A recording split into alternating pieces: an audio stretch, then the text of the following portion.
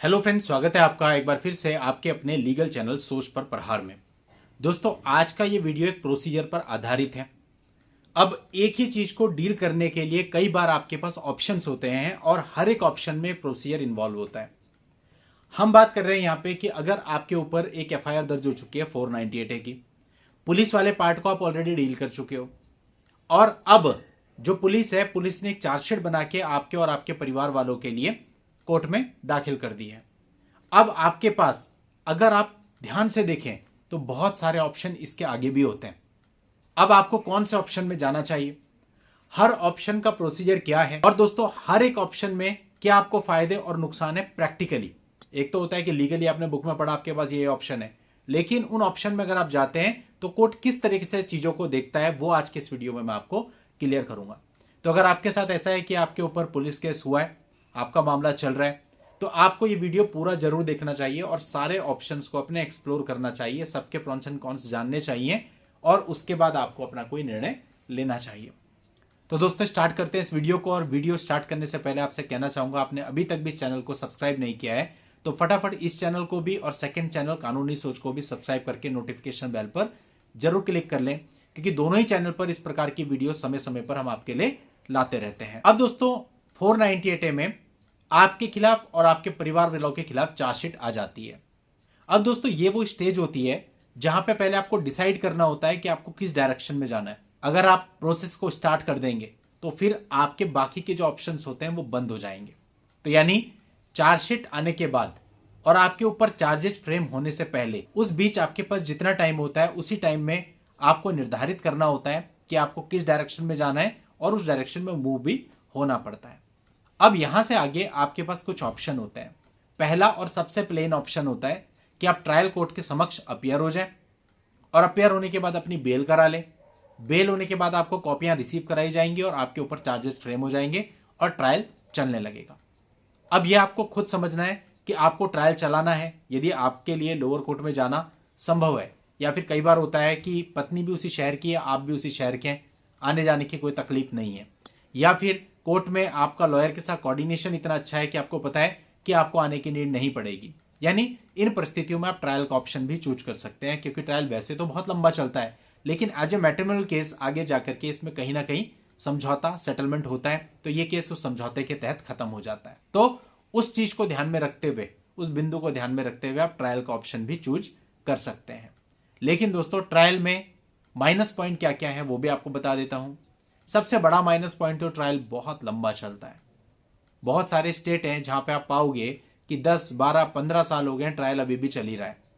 तो ये एक चीज होती है कि अगर सेटलमेंट ना हुआ और मामला पूरा चला तो ट्रायल बहुत लंबा चलता है। दूसरा, अगर एक बार ट्रायल स्टार्ट हो गया, एविडेंस होने लगे, क्रॉस होने लगी, उसके बाद बाकी के ऑप्शंस भी आपके लिए ऑफ हो जाते हैं, तो फिर आपको ट्रायल ही लड़ना पड़ेगा। तीसरा, अगर आपका लॉयर के साथ कोऑर्डिनेशन अच्छा नहीं है और आपको पर्सनली बार बार अपीयर होना पड़ता है, क्योंकि स्टेट केस है, यहां पर ऐसा नहीं है कि आप नहीं गए तो कुछ नहीं होगा, आपके वारंट हो जाएंगे, या फिर आपके लॉयर आपकी तरफ से अपीयर हो और आपके एग्जामिशन एप्लीकेशन लगा रहे हो, तो इसलिए अगर एक कोऑर्डिनेशन अच्छा नहीं है तो भी प्रॉब्लम है। और या फिर आपका शहर उस शहर से बहुत दूर है जहां पे आपके ऊपर मामला दर्ज हुआ, तो बार बार आना जाना आपके लिए बहुत प्रॉब्लमेटिक होगा। तो ये ट्रायल के माइनस पॉइंट होते हैं।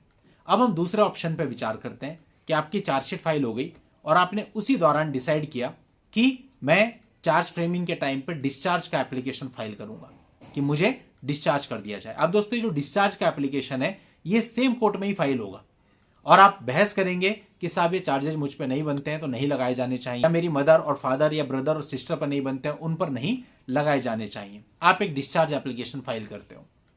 अब दोस्तों यहां पर प्रैक्टिकल ऐसा होता है कि डिस्चार्ज अगर आप फाइल करते हो तो नीचे की कोर्ट 99% आपको डिस्चार्ज नहीं करती है। जितने भी मामले हमारे पास ऐसे आए या हमने देखे और मामले भी जहां पे डिस्चार्ज की एप्लीकेशन लोअर कोर्ट में फाइल की गई थी, लोअर कोर्ट उसको डिसमिस ही करता है, यानी उस स्टेज पे लोअर कोर्ट आपको वहां से डिसमिसल नहीं देता है। तो यानी ऑप्शन प्रैक्टिकल बिल्कुल भी नहीं है। और चूंकि जब वो आपकी एप्लीकेशन को रिजेक्ट करेगा तो उसके पीछे कुछ ना कुछ रीजंस भी बताएगा। वो रीजंस कई बार ये भी देखा गया है कि जजमेंट के टाइम पे आपके लिए नेगेटिव पॉइंट बन के खड़े हो जाते हैं। तो मेरे हिसाब से आपको जो डिस्चार्ज एप्लीकेशन है ये लोअर कोर्ट में नहीं लगानी चाहिए, हालांकि ऑप्शन आपके पास होता है। तो अभी तक दो ऑप्शन मैंने आपको बताया, एक ट्रायल लड़ने का, दूसरा डिस्चार्ज एप्लीकेशन डालने का।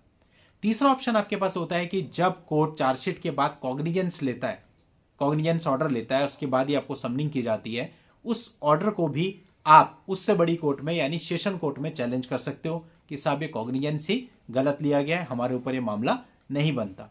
अपनी तरफ से या अपने रिलेटिव्स की तरफ से, जिसकी तरफ से भी आपको सही लगता है, आप सेशन कोर्ट में जाकर के इसे चैलेंज कर सकते हो और लोअर कोर्ट की प्रोसीडिंग पे स्टे भी मांग सकते हो। अब स्टे देना या ना देना वो सेशन कोर्ट के हाथ में, जरूरी नहीं है हर मामले में आपको स्टे मिल जाए, पर अधिकतर मिल जाता है, तो आप ये काम भी कर सकते हो। अब दोस्तों प्रैक्टिकली यहां पर ये होता है कि सेशन कोर्ट में भी ये देखा जाता है कि इस स्टेज पर बहुत कम ही इस फैसले को पलटा जाता है, बहुत रेयर होता है। तो आप चाहो ऑप्शन आपके पास ये भी है, आप ऐसा भी कर सकते हैं। अब हम आ जाते हैं अगले ऑप्शन में। आपके पास एक ऑप्शन ये भी होता है कि आफ्टर चार्जशीट आप चार्जशीट की क्वेश्चन के लिए डायरेक्टली हाई कोर्ट भी जा सकते हैं और एक स्टे एप्लीकेशन भी मूव कर सकते हैं लोअर कोर्ट की प्रोसीडिंग पे।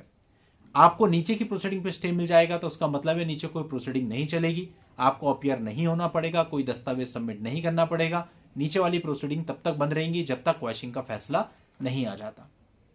अब क्वेश्चन दोस्तों एक चांस लेने वाली बात होती है। हस्बैंड क्वेश्चन के चांसेस कम होते हैं और जो पेरेंट्स या रिलेटिव की क्वेश्चन होती है उसके चांसेस उससे ज्यादा होते हैं लेकिन कम होते हैं। अगर आप ओवरऑल क्वेश्चन का परसेंटेज देखो तो केवल 20, 25, 30% मैक्सिमम इतने ही मामले हैं जिनमें सक्सेस रेट है, बाकी डिसमिसल ही है, यानी बहुत कम चांसेस होते हैं। बट अगर आपको लगता है आपके मामले में कुछ है ही नहीं तो आपको क्वेश्चन भी ट्राई करनी चाहिए। क्वेश्चन एक ऐसी चीज है जिससे पूरा का पूरा मामला एक ही बार में खत्म हो जाता है और ऐसे तमाम जजमेंट हर रोज में आते रहते हैं, आप देखते ही हैं, जिनमें हस्बैंड के और पूरे परिवार की क्वेश्चन भी होती है। तो एक चांस लेने वाली बात है। तो अब ये इतने सारे ऑप्शन आपके पास होते हैं 498 के चार्जशीट आने के बाद, या आप ट्रायल लड़ें, या आप डिस्चार्ज एप्लीकेशन फाइल करें, या सेशन कोर्ट में आप कॉग्निजेंस ऑर्डर को चैलेंज करें, और या फिर आप क्वेश्चन फाइल करें। इन सब के बीच में आपको फैसला लेना होता है आप क्या करते हैं after chargesheet and before framing charges. वही स्टेज होती है, अगर ये स्टेज आपने पार कर दी फिर उसके बाद चीजें आप बदल नहीं सकते, फिर तो जिस ट्रैक पे आप चलेंगे उसी ट्रैक पे आपको चलना पड़ेगा। तो इसलिए आप अपनी चार्जशीट निकाल लें, कॉग्निजेंस ऑर्डर निकाल लें, उसको स्टडी कर लें, जिससे आपको स्टडी करवाना है उससे करवा लें और फिर अपनी राय बनाएं कि आपको किस तरफ जाना है और वही ऑप्शन चूज करें। हमारी राय में आपको ये देखना पड़ता है कि सामने वाली जो अपोजिट पार्टी है उसकी मेंटेलिटी कैसी है और उस मेंटेलिटी के आधार पे भी आपको कई बार डिसाइड करना पड़ता है। इवन कई बार हमने ये देखा हाईकोर्ट केवल स्टे ही देता है, दूसरी पार्टी बैकफुट पे आ जाती है, उन्हें लगता है हमारा केस ही बंद हो गया, कुछ हो ही नहीं रहा, और हाईकोर्ट में डेट पे डेट लग रही है तो टेबल पे आ जाते हैं वो इतने से ही। तो वो मेंटेलिटी पे होता है, तो आपको देखना पड़ेगा कि आपकी अपोजिट पार्टी कैसी है, उसके अकॉर्डिंग भी कई बार आपको चूज करना पड़ता है कि हम क्या ऑप्शन अपनाएं। कई बार मेरिट नहीं होती, हम हाईकोर्ट में केवल इसलिए जाते हैं कि उनका केस बंद हो जाएगा, कुछ होगा नहीं, उनको भी हाईकोर्ट आना पड़ेगा, दबाव बढ़ेगा और चीजें सेटल हो जाएंगी, और हो भी जाती हैं। कई बार हाईकोर्ट में मीडिएशन में भी चीजें सेटल हो जाती हैं। तो ये भी कई बार रीजंस होते हैं, मेरिट नहीं है लेकिन फिर भी हम गए, हम किसी और पॉइंट ऑफ व्यू से गए थे और हम उसमें सक्सेसफुल हो गए। तो यहां लीगल में कई सारी चीजें होती हैं जो कि मामले के तथ्यों और परिस्थितियों पर निर्भर करती हैं। तो यहां से इन वीडियो से आप गाइडलाइन तो ले सकते हो, लेकिन एग्जैक्टली आपका मामला क्या है, अपोजिट पार्टी का नेचर क्या है और मामले के तथ्य और परिस्थितियां क्या क्या हैं, उनके आधार पे आप सही निर्णय ले पाएंगे। चलिए दोस्तों, आज के इस वीडियो में इतना ही। नेक्स्ट वीडियो में नई जानकारी के साथ मैं आपसे फिर मिलता हूं। तब तक के लिए good bye and thank you for watching. Take care.